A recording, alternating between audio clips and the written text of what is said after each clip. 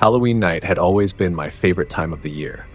There was something magical about wandering through the neighborhood in costume, the streets alive with flickering pumpkins, cobweb-covered porches, and the laughter of kids filling the air.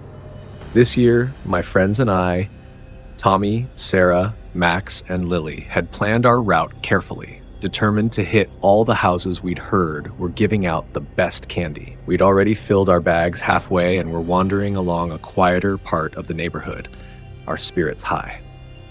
As we moved away from the main streets, the atmosphere began to shift. The houses here were fewer and farther apart, some almost hidden behind tall trees and unlit yards. The night seemed darker somehow, the shadows stretching longer like they were reaching out to pull us in. We joked about it at first, laughing nervously and sharing scary stories, but I could tell that I wasn't the only one feeling a little on edge. The street lamps cast strange, distorted shadows, and the only sound besides our footsteps was the rustling of leaves. We were about to turn down another street when we saw him, a man standing just off the sidewalk, where a small trail led into the woods. His clothes were plain, a little too normal, like he was trying hard not to stand out. But what really caught our attention was his face. He wore a forced smile, his eyes focused directly on us in a way that sent a chill up my spine. He seemed to be waiting, as if he knew we'd come this way. "Hey, kids," he called out, his voice soft but clear. "Do you want to see something really scary?" He gestured toward the trail, his eyes glinting in the dim light. I looked at my friends, catching the hesitation in their eyes. Something about him felt wrong, like he was trying too hard to act casual. Tommy, always the brave one, he shook his head firmly. "No thanks," he said, his tone polite but guarded. The rest of us followed his lead, stepping back and pulling our candy bags close to our sides. The man didn't move, his smile frozen in place, his hand still extended toward the dark woods as if inviting us to change our minds. His eyes followed us as we backed away, and the air felt thick with an unspoken threat. As we turned to walk back toward the lit streets, I felt a wave of relief wash over me. We laughed nervously, making jokes about how creepy the man had been, but there was an edge to our voices, a tension that lingered even as we tried to shrug it off. We walked faster, the street stretching endlessly in front of us, but soon the familiar sights of Halloween decorations and lit-up porches came back into view, and I felt myself begin to relax. But then, just as we thought we'd left the strange encounter behind, I heard the low rumble of an engine. I turned around and saw a dark car rolling slowly down the street behind us, headlights dimmed, like it was trying not to be noticed. My stomach twisted as the car drew closer, and through the window, I saw the same man, his face illuminated by the faint glow of the dashboard lights. He was watching us, his expression unreadable. I grabbed Sarah's arm, whispering to her urgently, and the others quickly realized what was happening. We exchanged worried glances, picking up our pace as we moved further down the street. But the car continued to follow, its engine humming softly as it kept pace with us. Our footsteps quickened as we tried to act like we weren't terrified, casting glances at each other and avoiding looking back. The laughter and excitement from earlier had vanished, replaced by a silent tension that none of us dared to break. We could still hear the low hum of the car creeping along behind us, like a shadow we couldn't shake. "Let's cut through here," Tommy whispered, pointing to a narrow path between two houses that led to a side street. We didn't hesitate, ducking between the yards, our costumes brushing against the hedges as we moved quickly down the path. The streetlights on this street were brighter, illuminating a row of houses decorated with pumpkins and skeletons. For a moment, I thought we'd escaped, that maybe he wouldn't bother to follow us. But as we reached the end of the street, the sound of the engine returned, creeping up behind us. I turned my head just enough to see the car gliding around the corner, the man's face still visible through the window. His expression hadn't changed, eyes fixed on us, a subtle smile that didn't reach his eyes. My stomach dropped. There was something wrong about that smile, like he was enjoying the chase, feeding off our fear. Lily clutched her bag of candy tightly, her face pale under the dim glow of the streetlights. "Why is he following us?" she whispered, her voice barely audible. I didn't have an answer. None of us did. We kept walking, trying to stay calm, But the car kept inching closer, just far enough to avoid suspicion if anyone else was watching, but close enough to keep us on edge. Max suggested we head toward the park. Maybe we could lose him in the trees or find some other kids to blend in with. Desperate, we nodded in agreement and made our way down a side street that led to the park entrance. The park was nearly empty, the only light coming from a few distant street lamps and the faint glow of the playground in the middle. We hurried toward the trees, hoping to disappear into the shadows and put some distance between us and the man in the car. But as we ducked behind a cluster of bushes, we saw the car pull up to the park entrance, stopping just outside. The headlights were off now, making the car blend into the darkness, but we knew he was there, waiting. We crouched low, our breathing shallow as we huddled together, listening for any sign that he'd gotten out of the car. The silence was oppressive, each second stretching on, amplifying the tension until it felt like we could hardly breathe. I could hear the rustling of leaves around us, the faint creak of the playground swings swaying in the breeze, but no footsteps, no movement from the car. It was as if he was biding his time, letting the fear build, savoring it. Maybe he's gone, Max whispered, his voice barely above a breath. I shook my head. He's still out there. I can feel it. Just then, a soft click echoed across the park. The car door opened and I saw a shadowy figure step out. My heart pounded as the man stood there, his silhouette barely visible against the faint light from the street. He paused, looking around slowly as if he knew exactly where we were hiding but wanted to drag it out to make us squirm in fear. Tommy clenched his fists, his jaw tight. We can't just stay here, he muttered. We need to get out of here. Now. We nodded, and together we crept along the edge of the bushes, keeping low as we moved further into the park toward the trees at the far end. If we could reach the other side, maybe we could slip away through another street and find someone who could help. My pulse hammered in my ears as we moved, each rustling leaf underfoot feeling like a beacon of sound. Just as we thought we'd managed to get out of his line of sight, a light swept across the ground. He'd pulled out a flashlight, the beam slicing through the dark, swinging back and forth as he scanned the park. The flashlight beam swept across the playground, bouncing off the metal slide and casting eerie shadows across the empty swings. We crouched low, barely daring to breathe as we watched the light inch closer. My heart pounded, a frantic rhythm in my chest, and I could feel Sarah gripping my arm tightly, her fingers digging into my skin. The man took a few slow steps forward, the flashlight moving in wide arcs as he searched the park, his figure silhouetted against the faint glow of distant streetlights. He was taking his time, as if savoring the hunt. We exchanged desperate looks, silently agreeing that we needed to get out of here before he found us. Tommy gestured toward a row of thick trees on the other side of the park. If we can get behind those, maybe we can cut through to the next street, he whispered, his voice barely audible. Nodding, we began to inch our way along the bushes, keeping low and moving as quietly as possible.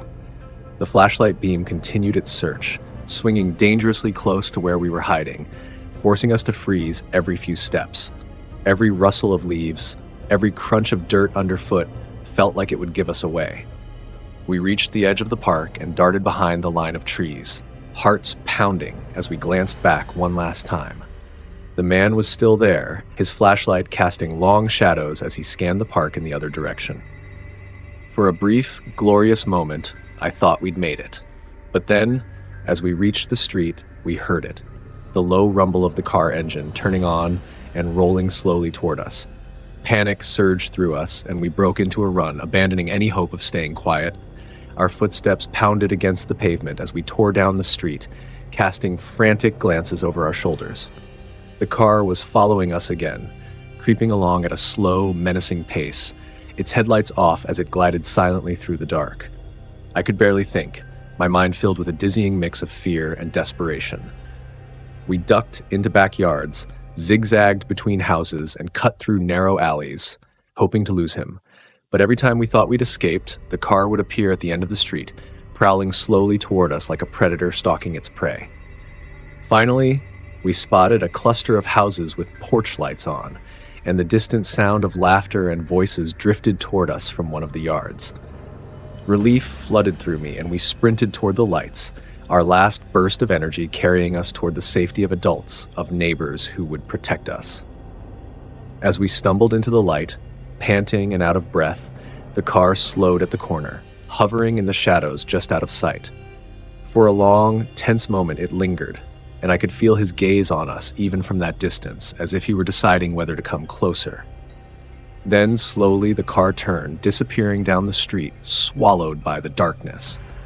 We collapsed onto the curb, our bodies shaking with a mixture of exhaustion and lingering terror. The adults nearby noticed us, their concerned voices muffled in my ears as they asked if we were okay, but I could hardly process their words. All I could think about was that man, his unsettling smile, the way he'd followed us so calmly, so methodically, like he was savoring every moment of our fear. That Halloween night had started as an adventure, just a group of friends out for candy and fun, but it ended with us haunted by the memory of a stranger who had chased us through the dark. Even now, I can still see his face in my mind, the glint of his eyes, the way he'd looked at us with that eerie smile.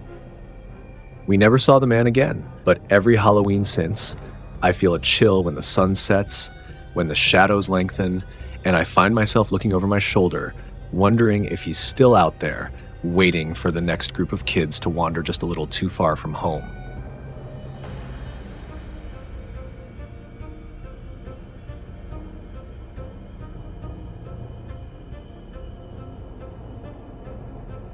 I had been looking forward to this trip for months. Between the late nights and long hours coding in front of a glowing screen, my mind was in desperate need of some quiet. The cabin I'd rented was perfect, rustic, tucked away in the thick Oregon woods, right by a shimmering lake. The photos online made it look like something out of a nature magazine. Sunlight streaming through the trees, the reflection of evergreens rippling on the lake's surface. I was practically counting the hours until I could finally disconnect from the relentless notifications and reminders. Alone in the woods with just the sounds of nature, that was all I wanted. The drive took longer than expected. The road narrowed, winding tighter as the sun dipped low, casting long shadows that seemed to follow my car. I finally pulled up to the cabin just before dusk, greeted by the chill of early autumn and the rustling of leaves as the wind whispered through the trees. There it was, standing like an old sentinel against the thickening night. The place looked exactly like the photos, but somehow more worn. The wood was weather-beaten, marked by years of storms and seasons. I unloaded my bag, grabbing my flashlight as darkness began to creep in. Inside, the cabin had that musty smell that only comes from a place rarely visited. Dust motes floated through the beam of my flashlight as I set my things down. The furniture was sparse, a little outdated but sturdy.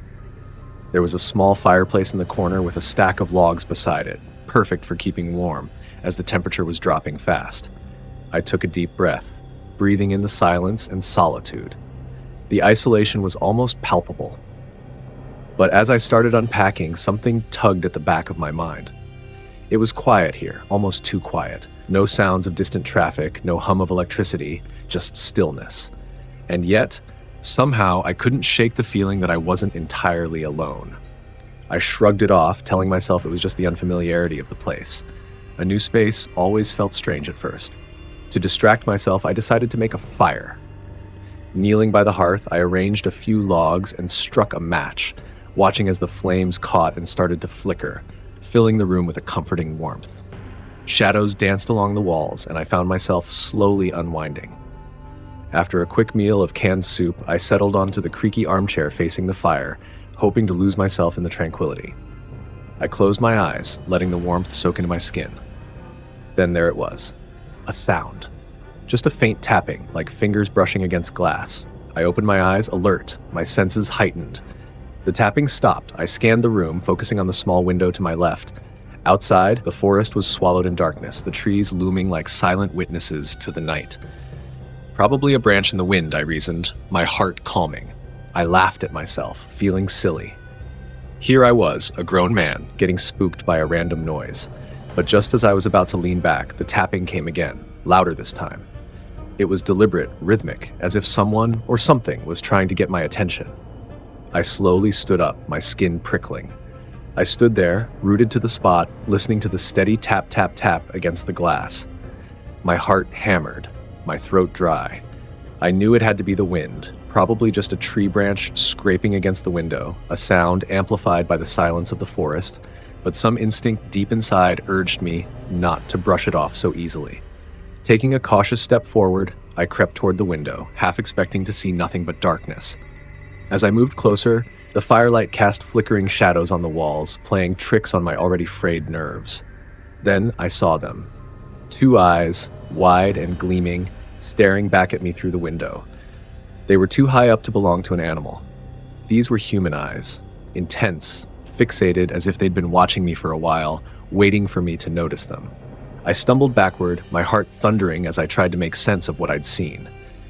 I blinked, hoping the figure would disappear, but the eyes remained, unwavering, silently observing me.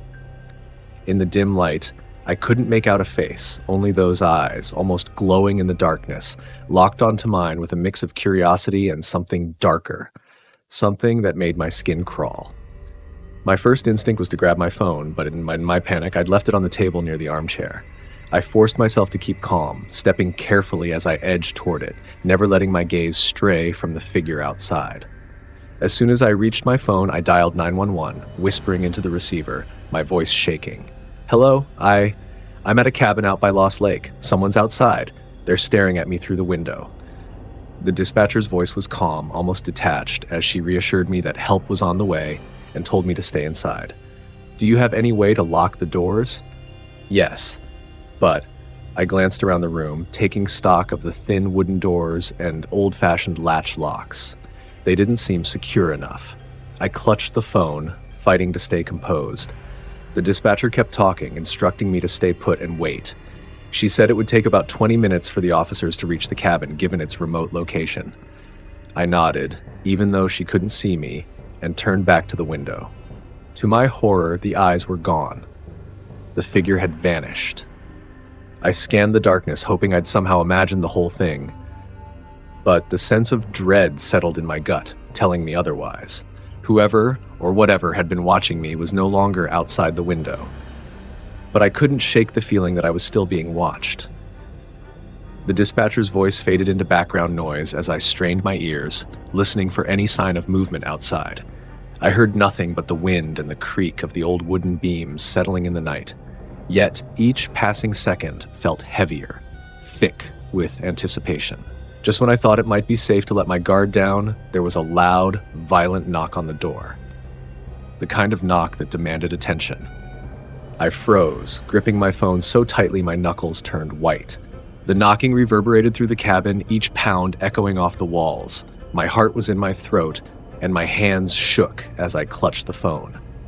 The dispatcher's voice was still murmuring on the line, trying to keep me calm, but her words barely registered. All I could focus on was the door, as if the sound itself had taken on a life of its own. I felt trapped, like prey cornered by a predator, lurking just outside. I held my breath, waiting, every second stretching into eternity. Finally, the knocking stopped, replaced by a profound, chilling silence. I took a tentative step back, half expecting the door to burst open at any moment, but nothing happened. Slowly, I inched toward the window, trying to catch a glimpse of who or what was outside. When I looked, the darkness seemed to swallow everything. The eyes were gone, no sign of the figure I had seen earlier. It was as if the night itself was hiding them, drawing a thick, impenetrable curtain over whatever was lurking out there. I checked my watch. The police should be arriving any minute now. I repeated this to myself like a mantra, trying to stave off the panic building in my chest. The dispatcher's voice brought me back, grounding me. "Stay calm," she said, her tone steady. "The officers are almost there." But even her words couldn't quell the growing dread that crept up my spine. I wanted to believe her, to think that help was on its way and that soon I'd be safe, but something told me it wasn't going to be that simple. Just as I started to back away from the window, I heard it again. A rustling sound, faint but unmistakable, coming from the far side of the cabin. It was moving, circling, like whatever was out there was searching for a way in. I glanced around, feeling trapped, knowing that the flimsy locks on the old doors wouldn't keep anyone determined enough out for long. My mind raced, torn between running and hiding, between trying to defend myself and hoping the police would arrive in time. I grabbed a heavy iron poker from beside the fireplace, holding it in front of me like some makeshift weapon. My palms were sweaty, but the weight of it was reassuring, a small defense against whatever was prowling outside. Then, as quickly as it had begun, the rustling stopped. I held my breath, listening to the quiet that settled over the cabin like a thick fog. I waited, tense, but nothing happened. The night was still again, as if the threat had never been there at all. A flash of blue and red lights finally pierced the darkness outside, flooding the clearing around the cabin with an eerie glow. Relief washed over me, and I lowered the poker, my shoulders slumping. I'd made it. The police were here. Everything was going to be fine. 2 officers approached the cabin, their flashlights cutting through the shadows as they scanned the area. They called out, and I opened the door, spilling out words, trying to explain what I'd seen, what I'd heard. They listened, faces impassive, and then set off to search the perimeter, their footsteps crunching over fallen leaves. After a few tense minutes, they returned, shaking their heads. "There's no one here," one of them said, a note of sympathy in his voice. "Probably just some kids messing around. It happens out here sometimes." But his words didn't settle the unease in my gut. I knew what I'd seen, what I'd felt. That figure, those eyes, they weren't just a figment of my imagination. Something had been there, watching me, testing the boundaries. As I packed up the next morning, I took one last look at the cabin, shrouded in early morning mist. The police had assured me it was safe, that nothing was out there, but I couldn't shake the feeling of being watched, of eyes following me as I loaded my bags into the car. I glanced back one last time, catching a glimpse of the cabin's dark windows staring back at me like hollow eyes. And as I drove away, I made a silent promise to myself. I would never come back to this place. Some things I realized were best left in the shadows.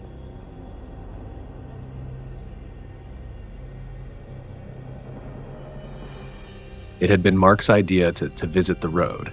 I think he'd suggested it half as a joke, but somehow, here we were, barreling down a nearly abandoned stretch of highway that locals swore was haunted. Mark had heard about it online, a supposed hotspot for the supernatural, where people claimed to see things that couldn't be explained.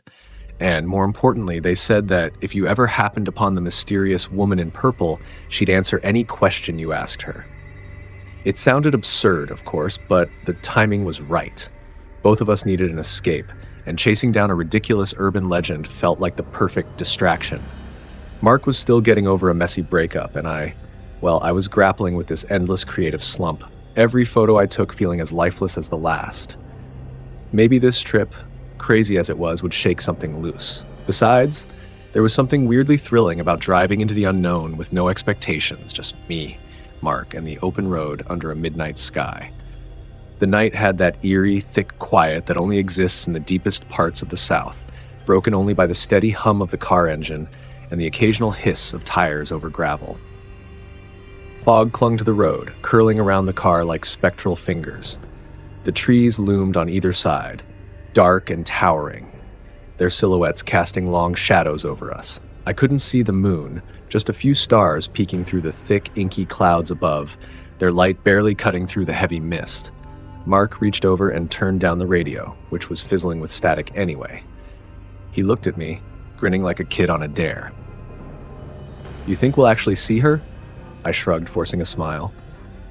"Probably not, but hey, if we do, you'd better come up with a good question." He laughed, his voice echoing weirdly in the quiet. "Oh, I've got plenty of questions." He didn't elaborate, and I didn't press. In truth, I was feeling uneasy. Something about this place was getting under my skin. It felt wrong. The road seemed longer than it should have, stretching out endlessly, the fog swallowing everything beyond our headlights.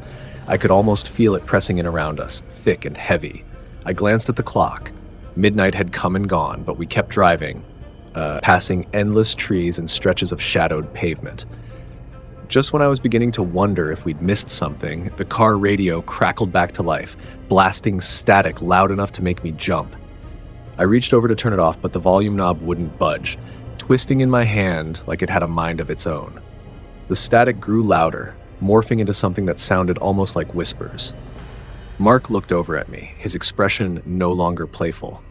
"That's weird. Maybe we should." A sudden chill flooded the car, and I felt a prickle of fear dance along my spine. I glanced in the rearview mirror, catching a glimpse of something, or someone, just outside the back window. A figure. For a moment, I was sure I saw the outline of a woman, her dress flowing in an unseen wind, a strange, unsettling shade of purple. I blinked, and she was gone. "Did you see that?" I whispered, my voice barely audible. Mark nodded, his face pale in the dim glow of the dashboard lights. "Yeah, I saw her." The car lurched slightly, as if it, too, had sensed her presence. My hands tightened on the wheel, and we drove on in tense silence, both of us too afraid to speak, afraid that acknowledging her would somehow make it all real. I kept my grip tight on the steering wheel, my knuckles white, as if holding on might somehow protect us from whatever strange force we had encountered. Mark sat in tense silence beside me, his eyes fixed ahead, his usual joking demeanor gone. We both knew we'd seen something, even if neither of us dared say it aloud. The fog was thicker now, swirling around us like smoke, and I couldn't shake the feeling that it was alive, closing in tighter with every second. The road seemed to stretch on forever, and the silence was oppressive, broken only by the faint hiss of tires against the damp asphalt. I couldn't help glancing at the rearview mirror, half expecting to see that figure again, but there was nothing behind us, just an empty, swirling darkness. My heart raced with each glance, the adrenaline pounding in my ears. Finally, Mark spoke, his voice low and strained. "Maybe we should turn back." I opened my mouth to agree, but just then, the car's engine sputtered, and the dashboard lights flickered before going out completely. The headlights dimmed, plunging us into near darkness. I cursed under my breath, frantically trying to restart the engine, but the ignition wouldn't turn, as if the car itself was rebelling against us. The silence thickened, pressing in from all sides. Just as I was about to reach for my phone, a strange sound broke the stillness, a soft, eerie hum, like distant chanting or whispering. I exchanged a nervous glance with Mark, and we both turned to look outside. Shapes began to materialize in the fog, shadowy figures that seemed to shift and waver with each breath. I could barely make them out, but they were moving, circling around the car, growing closer. My pulse hammered as the chanting grew louder, filling the air with an ominous, rhythmic pulse that set my teeth on edge. I tried the door handle, desperate to get out, but it wouldn't budge. We were trapped. Mark pressed his face to the window, his eyes wide with terror. "What? What are they?" he whispered, his breath fogging up the glass. I didn't have an answer. I watched as the figures moved closer, their features obscured but their presence undeniable, each one twisting and contorting as if caught in some eternal nightmare. One by one they drifted forward, their hollow eyes fixed on us, lifeless and yet filled with an intent that made my blood run cold. Then, suddenly, the car came to life. The headlights flared, blinding us with their intensity, and the engine roared, vibrating the whole car as if it had a mind of its own. The car lurched forward, tires screeching as it accelerated down the road without my foot on the gas. I struggled with the wheel, trying to gain control, but it was like wrestling with a beast. The chanting faded as the figures vanished into the distance, swallowed by the fog. But the car kept speeding up, the speedometer climbing higher and higher. The road twisted and turned, but the car didn't slow down, veering dangerously close to the edge. I could barely keep us on the road, my hands slipping on the wheel as I fought to keep us from crashing. Mark clutched his seat, eyes wide, his voice breaking. "Stop it! Make it stop!" "I'm trying," I shouted, but it was no use. The car had taken on a life of its own, racing forward as if possessed. Each bend in the road brought us closer to disaster, and I knew it was only a matter of time before we went over the edge.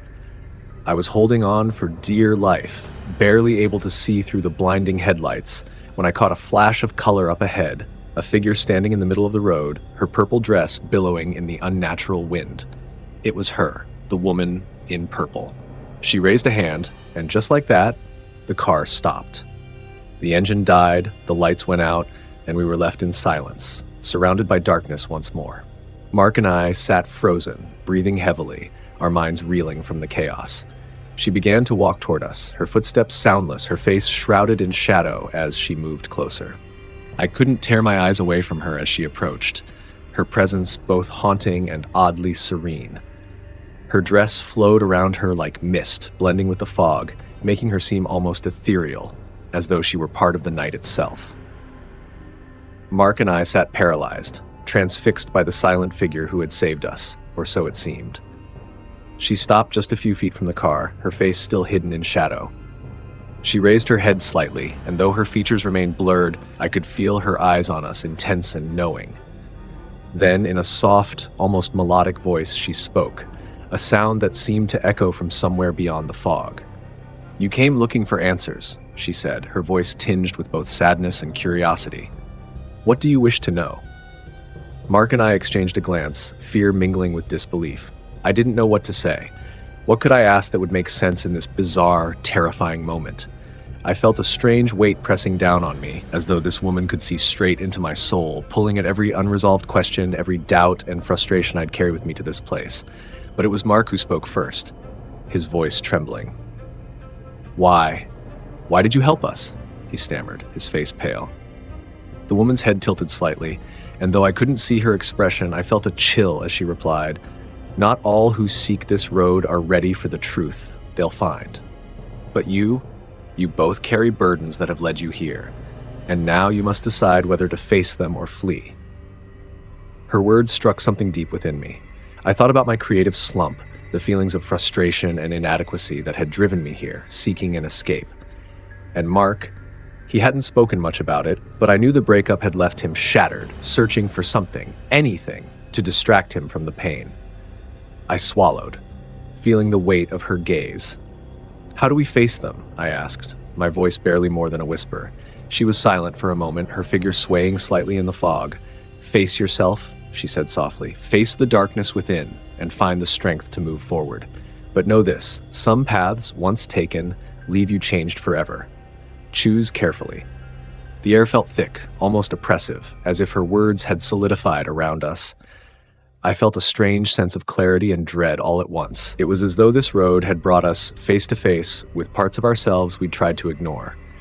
I could see the same realization dawning in Mark's eyes, a mixture of fear and understanding. Then, just as suddenly as she had appeared, the woman in purple began to fade, her form dissolving back into the mist. But as she vanished, her voice echoed one last time, soft and distant. "Continue down the road. When it splits, choose the path that will guide you home." We sat in silence, the fog closing in around us once more. My heart was racing, but I felt an odd sense of calm, as if a weight had been lifted. Mark looked over at me, his face still pale but resolute. Without a word, I turned the key in the ignition, and to my surprise, the car started smoothly, as if nothing strange had happened. The road ahead was empty, clear of shadows and figures. I drove forward, my mind racing, until we reached a fork in the road. I remembered her instructions and took the left path, feeling a pull guiding me. The fog began to clear as we continued, the oppressive weight lifting with each mile, until finally, the dark trees gave way to open sky, and I could see the faint outline of familiar landmarks in the distance. Neither of us spoke the rest of the way home. There was no need to. The journey had given us both something we hadn't realized we needed. A sense of acceptance, a willingness to confront the things we'd tried so hard to avoid. As we drove, I felt a glimmer of inspiration stir within me, a spark I thought I'd lost. By the time we reached familiar roads, the memories of the woman in purple and the terror of that night began to blur, feeling more like a dream. But I knew, deep down, that it had been real, and that neither of us would ever forget the lessons that strange road had taught us. We had come searching for answers, and somehow, in the shadows of that haunted road, we had found them.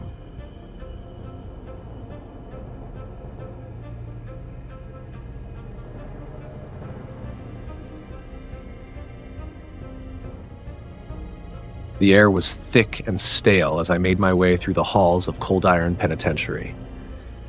Its official name had faded long ago, replaced by local lore and whispered rumors that kept most people far from this forsaken place. I'd heard the stories about the prison's brutal history, about the prisoners who'd vanished without a trace, and, most unsettling of all, the theory that this place existed on the edge of two worlds. It was an old legend, probably a superstition, but it was precisely why I was here. I was documenting haunted locations, places with a history of paranormal encounters. Cold Iron had been closed for decades, left to rot under the Nevada desert sun, but rumors lingered. It was said that stepping too far inside the prison could make you lose all sense of time and space, and that anyone who stayed too long might find themselves in a place they could never escape. I didn't put much stock in local ghost stories, but the thought of capturing this decaying piece of history, and maybe, just maybe, encountering something inexplicable, was too compelling to resist. The hallways stretched endlessly before me, the faintest echo of my footsteps bouncing off the rusted metal bars and crumbling concrete. I had come prepared, or so I thought. My flashlight sliced through the darkness, illuminating peeling paint, rusted chains, and broken cell doors hanging on their hinges. I documented each eerie detail, trying to shake the feeling that I was being watched. But in an abandoned prison, paranoia felt almost logical, a natural response to the oppressive silence that pressed in from all sides. After an hour or so of exploring, I realized something strange. The layout seemed to shift each time I turned a corner. I'd carefully mapped out the blueprints of Cold Iron before I came here, but every hallway I passed seemed to stretch longer than it should or bend in unnatural angles.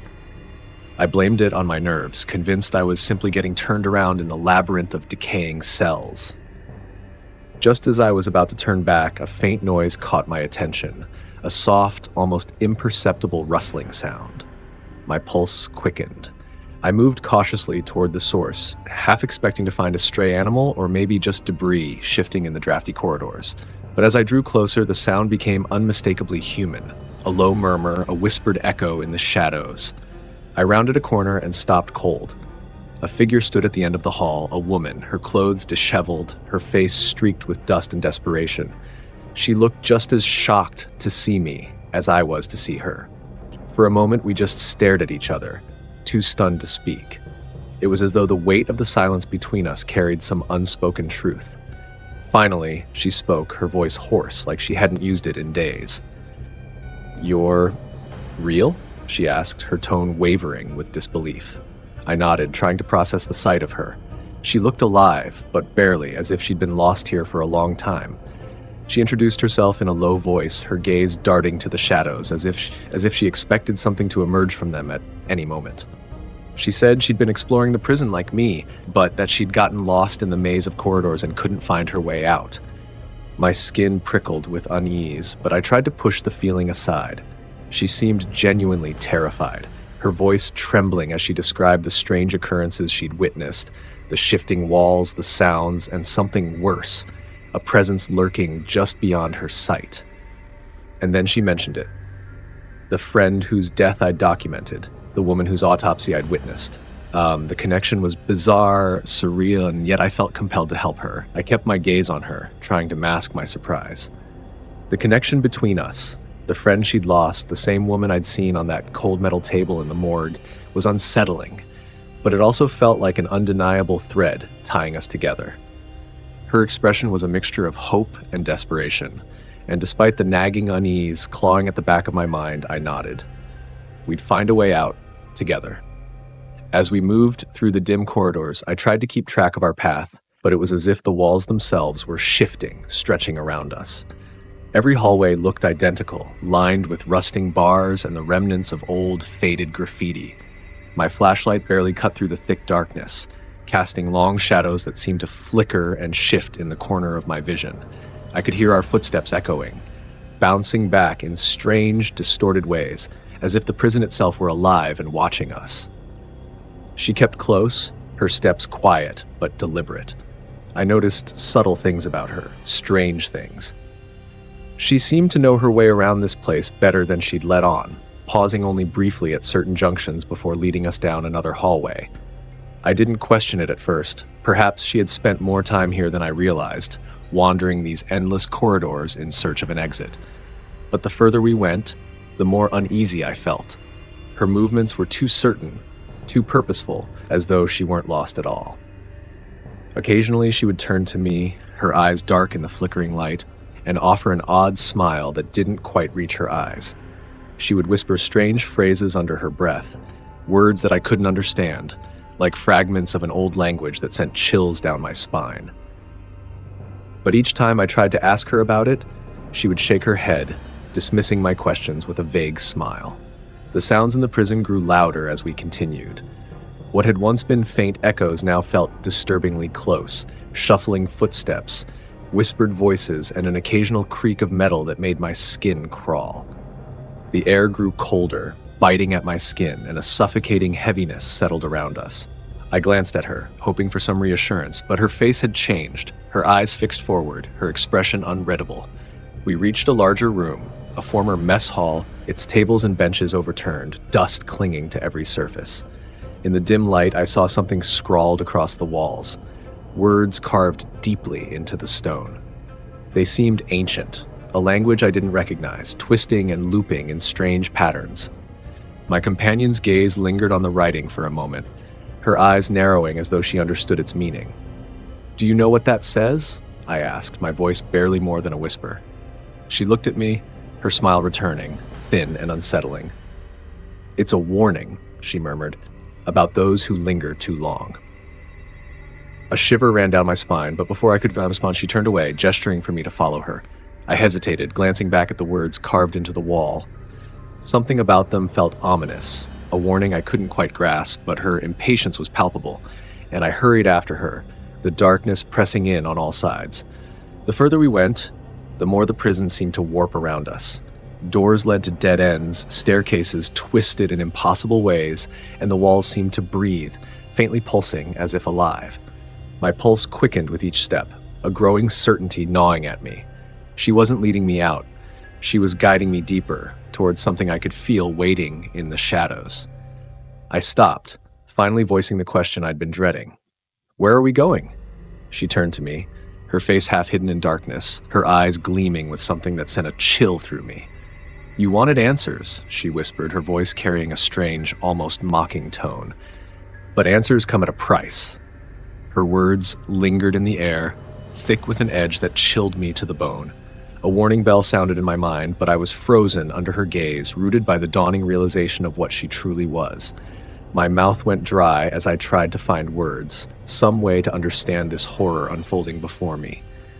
She stepped closer, her movements fluid and unnaturally graceful, the dim light casting eerie shadows across her face. Gone was the look of desperation I'd seen when we first met. Instead, there was something dark, almost predatory in her eyes, a gleam of satisfaction that made me step back instinctively. But each retreating step only brought me deeper into the shadows, the walls of the prison closing in like a vice. "What are you?" I forced the question out, my voice barely more than a hoarse whisper. She smiled, and in that smile I saw the twisted truth, a hunger, ancient and unrelenting, that seemed to pulse with the very walls around us. Her form flickered, almost like a mirage, the contours of her face shifting between human and something else, something I couldn't fully grasp. The longer I looked, the more distorted her features became, as though she were some kind of parasite wrapped in the form of the woman I thought I knew. "Just a guide," she said softly, her voice reverberating through the hall. "A keeper of this place, and you came willingly." I backed away, my heart hammering. The corridor stretched into endless darkness, the only exit blocked by her figure. Shadows flickered at the edges of my vision, forms that writhed and twisted, barely human, each one echoing with the despair of those who had come before me. The realization struck me like a blow. I wasn't the first, and if she had her way, I wouldn't be the last. Desperation fueled me. I turned and ran, blindly rushing down one hallway after another, ignoring the walls that seemed to bend and twist in impossible angles. The prison itself felt alive, a pulsing, breathing entity that seemed intent on swallowing me whole. Her footsteps followed, echoing, mocking. Each turn I took led me deeper, as if I were running in circles, a rat in a maze. "Don't bother," her voice drifted to me, soft and taunting. "You cannot leave, not without a price." I felt the air grow colder, thick with an energy that pulled at me, slowing my movements. The walls seemed to close in tighter, each breath labored until I stumbled into an empty cell. The shadows in the corners seemed to shift, reaching for me, and I pressed my back to the wall, barely able to hold on to the fear that kept me moving. Then, out of the corner of my eye, I saw it, a faint outline of a doorway hidden in the shadows. Summoning the last of my strength, I sprinted toward it, the entity's voice rising into an inhuman shriek that echoed through the prison. The sound reverberated through my skull, a painful, piercing wail that drove me forward, even as my vision blurred and my body ached. I reached the doorway, feeling the edges of reality distort around me as I stumbled through. I hit the ground hard, gasping for air, and when I looked up, I was outside. The cold night air rushed into my lungs, sharp and grounding, the walls of Cold Iron Penitentiary looming dark and silent behind me. But I knew, deep down, that I hadn't left unscathed. Days later, after I made my way home, I discovered that 5 days had passed since I'd first entered the prison, though I had felt only hours slip by. And now, even in the quiet safety of my apartment, I feel her presence lurking just beyond the edges of my vision, her whispering laughter haunting the silence. I escaped, yes, but I knew, without a doubt, that part of me was still trapped in that prison, forever marked by the darkness that lived there, and by the entity that waited, watching, until the next soul dared to venture too far.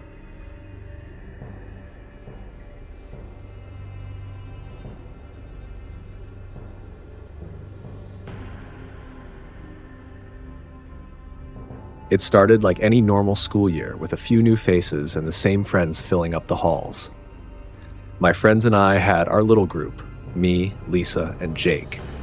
We spent most of our time together, whether it was hanging out after school or messaging each other about the most mundane things. It was our way of staying connected, even when we weren't in the same room. Then came the day someone new joined our group chat. His name was Steve. We didn't recognize him at first. He seemed friendly and funny enough, commenting on our conversations and making us laugh with clever little jokes that hit just the right notes. At first, we thought he was just a friend of a friend, or maybe someone who'd heard about our group chat and joined for a laugh. After a few days, Lisa decided to find out who Steve really was. When she asked, he hesitated, then finally admitted, "Actually, I'm Marco, from school." Marco had always been one of those kids you noticed, even if he never really talked to you. He kept to himself, often lurking around the edges of conversations in the hallway, watching people, but rarely joining in. I remembered catching his eye a few times, his gaze a bit too intense, but I'd brushed it off as a harmless quirk. When he revealed himself, I remember feeling a slight unease, but I dismissed it, figuring he just wanted friends like anyone else. Lisa and Jake shrugged it off too. We figured, why not be inclusive? High school was brutal enough without being the kid everyone ignored. So we welcomed Marco, and I did my best to be friendly, chatting with him a bit more than the others. I thought it might help him feel included. He was grateful, so much so that it was almost overwhelming. I'd get messages from him throughout the day, random things that didn't seem all that important, but I'd respond out of politeness. The messages began to shift over time, taking on a more personal tone. Marco started complimenting me, which was fine at first. Awkward, but harmless. I chalked it up to his just being friendly, maybe even a little socially awkward. But he grew more persistent. He'd comment on what I was wearing, or how I looked on days I didn't even see him at school. His attention felt intrusive, a little too observant, like he was paying attention to details no one else noticed. I told Lisa and Jake, trying to laugh it off, hoping they'd say I was just imagining things. They joked that he probably had a crush on me, something I'd already suspected. But Lisa, who had a knack for reading people, looked a bit uncomfortable. "If it gets too weird, just tell him to back off," she said with a shrug. "He'll get the hint."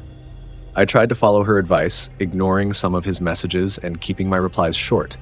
But that only seemed to make him try harder. He'd send messages late at night, sometimes paragraphs long, detailing things he noticed about me, things I hadn't even realized I was doing. His tone grew clingy, desperate even, as if he were terrified of losing whatever strange connection he'd built in his mind. As the weeks went by, Marco's behavior became increasingly unsettling. What had started as friendly messages turned into something darker, more intense. He began texting me at all hours, often sending 3 or 4 messages in a row, each one more desperate than the last. "I just wanted to see if you're okay," he would write. "I noticed you weren't in class today. Did something happen?" At first, I tried to brush it off, convincing myself that he was just concerned. But the unease simmered beneath the surface, a tight knot in my stomach that grew tighter with every notification on my phone. One evening at a party Lisa had invited me to, I felt the weight of Marco's presence looming over me. I'd hoped that being surrounded by friends would help ease my anxiety, but the moment I stepped inside, I caught sight of him lurking near the back, a drink clutched in his hand, his eyes fixed on me. It was like a spotlight had turned on, and the energy shifted in the room. Conversations faded into murmurs as I exchanged uneasy glances with Jake and Lisa, who noticed Marco's fixation. "Are you okay?" Jake asked, leaning in close as we stood in a circle, attempting to enjoy the music. I nodded, forcing a smile, but my heart raced. I could feel Marco's gaze like a physical weight, suffocating and relentless. I could see the unease in my friends' faces as they realized what was happening. "Maybe we should go talk to him," Lisa suggested, her voice a mix of determination and concern. I opened my mouth to protest, but the words caught in my throat. Part of me wanted to confront him, to set boundaries, but another part of me was terrified of what might happen if I did. Before I could decide, Marco made his way toward us, his expression unreadable but intent. "Hey, Emily," he called out, his voice cheery but with an underlying edge that sent a chill through me. The room seemed to shrink around us as he approached, the music fading into the background. "Hey, Marco," I replied, my voice shaky. "What's up?" He stepped closer, invading my personal space. "I was hoping I could talk to you for a minute. Alone?" His smile was wide, but his eyes held a depth of longing that made me uncomfortable. Sure," I stammered, glancing at Lisa and Jake, who exchanged worried looks. I took a deep breath, mentally preparing myself for whatever conversation lay ahead, and followed Marco to a quieter corner of the party. "Everything okay?" he asked, leaning against the wall, his posture relaxed but his eyes intense. I could feel the tension in the air as I searched for the right words. "Yeah, I just wanted to talk about, your messages," I began, forcing myself to sound more confident than I felt. "You've been texting me a lot lately, and it's a bit overwhelming." His smile faltered for just a moment, but then returned, even wider. "I just care about you, Emily. I thought we had a connection." I swallowed hard, a sense of dread creeping in. "I appreciate that, but it feels like you're a little too attached." Marco's expression shifted, the warmth draining from his eyes, replaced by something darker, more dangerous. "Attached? Is that really what you think?" he said, his voice low, almost menacing. "You don't know what it's like to be alone, do you? To feel invisible?" I felt my heart race, a wave of panic washing over me. "Marco, I just think you need to—" "I need to what?" he interrupted, stepping closer, the space between us vanishing. "You don't get it, Emily. I'm trying to protect you." I took a step back, trying to create distance. "Protect me from what?" His gaze hardened, the smile replaced by a cold stare. "From them. From everyone who doesn't see you like I do." I could feel the room closing in around me, the party fading to a blur as the reality of his obsession settled heavily on my shoulders. This was no longer a simple misunderstanding. I was caught in a web of his fixation, and I had to find a way to escape. I turned to leave, the knot in my stomach tightening. "Marco, I think you need to step back. This isn't healthy." I tried to keep my voice steady, but my words felt weak, swallowed by the tension that crackled between us. As I walked away, I could feel his gaze piercing through me, a tangible force that made my skin crawl. "Emily," he called after me, but I kept moving, desperation fueling my steps. I found Lisa and Jake in the crowded living room, their expressions reflecting the worry that had taken root in my heart. "What happened?" Lisa asked. Concern etched across her features. I could see Jake's fists clenched at his sides, ready to defend me if necessary. "Marco, he's not okay," I replied, struggling to keep my voice steady. "He just doesn't understand boundaries. I need to get out of here." We slipped out the back door, the cool night air hitting my face like a wave of relief. But the moment I stepped outside, I felt the weight of dread settle over me again. I glanced around, half expecting to see Marco lurking in the shadows. The party lights flickered in the distance, but the darkness around us felt oppressive, as if something was waiting just beyond the edge of the light. Over the following days, I tried to distance myself from Marco, blocking him on social media and ignoring his messages. But no matter what I did, he found a way to reach me. He'd send new requests under different usernames, pretending to be someone else. It became a game of cat and mouse, and every time I thought I'd escaped, he'd slip back into my life like a shadow. Then came the day I found a message waiting in my inbox, one that made my blood run cold. "I know where you are. You can't hide from me, Emily. I will always be watching." I stared at the screen, my heart racing as panic washed over me. I showed the message to my parents, who immediately took action.